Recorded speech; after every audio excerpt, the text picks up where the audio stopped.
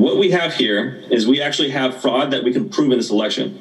There was fraud in Georgia's election. We can prove it with data. And because we can prove it with data, the voting will of the people of Georgia is not reflected in what was certified by the Secretary of State. So Dave is our lead data scientist, and go ahead. Thank you, Justin, and thank you everyone for inviting us here today to speak. I'm Dave LeBeau, a data scientist with over a decade of experience working directly with structured and unstructured data across a number of industries, specialized in machine learning and more recently artificial intelligence. I've worked with a multitude of data structures in the financial services, telecommunications, and in primary research consulting industries. The analysis we're going to be reviewing is purely scientific and not based on any political affiliation, red, blue, left, or right. We objectively focus on numbers, data, and machine network systems. Based on our extensive analysis across precinct, county, and state voting results, we've identified over 40 data points where negative voting or outright vote switching across candidates has totaled over 200,000 votes. Separately, we've applied machine learning algorithms that are regularly used for anomaly detection of fraud in financial services that flagged over 500 precincts with over 1 million corresponding votes that exhibited suspicious activity. So what's important to note here is that in alignment with standard fraud investigations, we've applied a rigorous, systematic, and sophisticated process that has consistently identified data points that other industries, including financial services, would label as suspicious activity or definitively declare fraudulent. Receiving over 90% in a precinct is a marker for fraud. In Fulton County alone, we can see that more than 150 precincts voted 90% or more for Biden. In the statewide race that was decided by less than 13,000 votes, these 150 Fulton precincts alone accounted for 152,000 Biden votes. This is a clear indicator of suspicious or outright fraudulent activity. In 94 precincts in DeKalb County, it is statistically impossible to have 9 out of 10 voters voting for Joe Biden. We've just seen a few examples of statistical irregularities and impossibilities. Now, we'll take a closer look at some vote manipulation within the election database, including explicit vote count switching from one candidate to another. You can see in Dodge County, there's a lot of strange activity going on. The left side of the screen shows incremental votes as they were reported for both election day and absentee.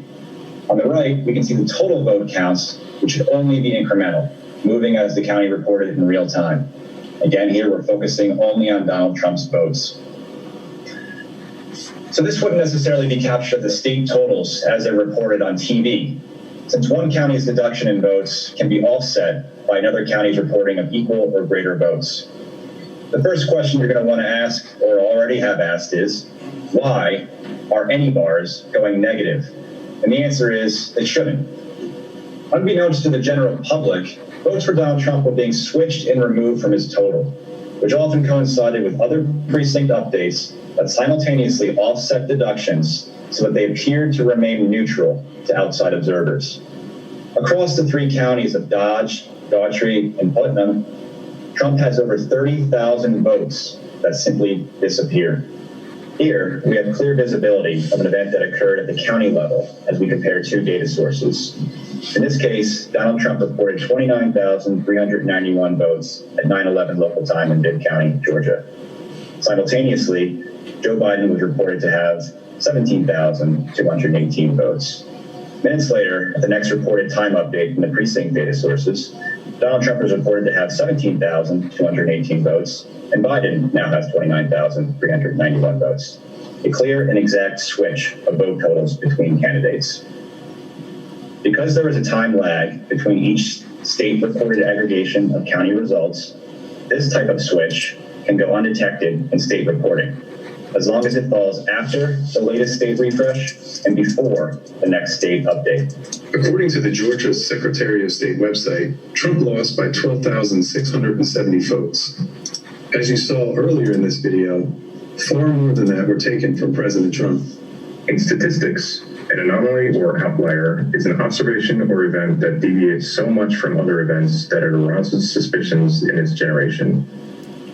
In this, an isolation forest is defined as a specialized learning algorithm for anomaly detection that works to the principle of isolating these outliers and flagging them for potential review. Remember these graphs when you meet your government officials in person. The burden of proof is on the system to prove our elections were fair, and not the people. Okay, so here's how your vote is counted in Georgia using Fulton County's process as an example. So after you check in at a poll pad to vote on election day, you go to an ImageCast precinct terminal. After you cast your vote, a ballot image is saved on the machine. And after all the polls close, the SD cards containing all the ballot images are removed from the terminals and transported by car to, in Fulton County, one of 4 drop-off locations. Then it's transferred by police escort to the 1365 English Street warehouse. Inside of there, it is run through a tabulation software called Democracy Suite, which counts the ballots and exports the totals to a Dominion server that inserts those totals into a SQL Server database. From that point, it's directly transmitted to the CITL election night reporting server. The election night reporting server is responsible for transmitting the totals to the Secretary of State for output to their website, and data aggregators like Edison who then transmit that data to the networks. As you just saw, there is a standard process for transferring votes by memory card from precinct to county vote aggregators. Now, let's focus specifically on this square box detailing the data entry process for county updates. The following options are available to anyone with access to these computers working in the election software: updating vote batches, rejecting vote batches, and even more notable, generating new or temporary batches that can be injected directly into the vote tally. Each of these options can then be validated and published into the system. Again, anyone working in the election software at this point has the power to manipulate large batches of votes. And all of this is before the data is even uploaded to the server. Just as a point of reference, in layman's terms, please understand that the data that your Secretary of State's office is certifying with is the same data that shows these negative decrements, is the same data that they are receiving, is what the New York Times is reporting, is what the networks are reporting. So either the Secretary of State's office is recording and certifying results that have negative errors and fraudulent votes in them, or someone is giving them negative information. We're not here to point fingers. We're just here to tell you that the certification of votes and the votes that were submitted for the state of Georgia have negative swings in them and have decrements in them. And these are errors, and they are not representative for the state of Georgia and how the state of Georgia's voters voted. Wow. Mr. Chairman, may I also add something? Yes. So there was a point in that video where we showed, I think it was Richard Barron, who had said that 113,000 votes were cast, 105,000 were adjudicated, right?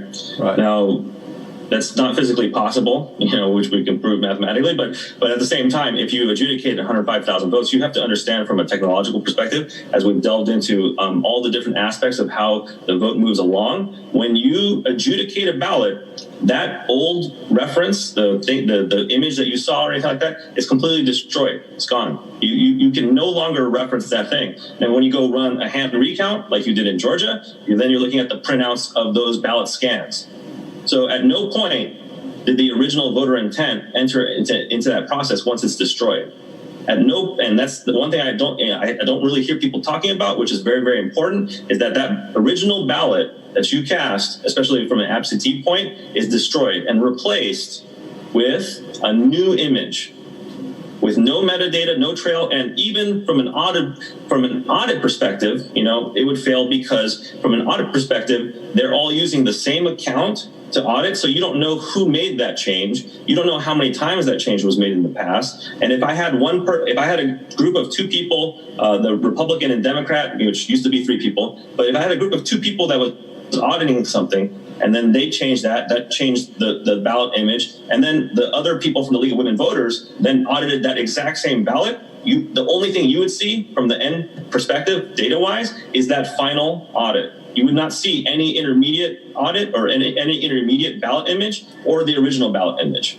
So to keep that in mind, when we're talking about adjudicated ballots, that should be a very severe thing to have to audit something. And when you're freely saying that there's 105,000 ballots that were audited, either you are saying that there's some kind of impossibility in the auditing process, or that you don't know what an audit means. And this person is in charge of the elections in Fulton County. So I just want The to. major point is that if every vote counts, and we're seeing vote swings where there are changes, whether it's one vote, 30,000 votes, 200,000 votes, at what point do you as legislators, as elected officials of your people, start to raise the question, why are my people not being represented? Why are my voters' votes not counting? And I said audit, I actually meant adjudicate, my bad. I meant adjudicate. Yeah. We understood. Thank you, Mr. Chairman. Any questions? Okay. All right. Thank you so much for your time. We appreciate your presentation and all of the work and effort that you've put into this. So thank you so much. I think Mr. Smith had 1 minute, and then we'll wrap it up.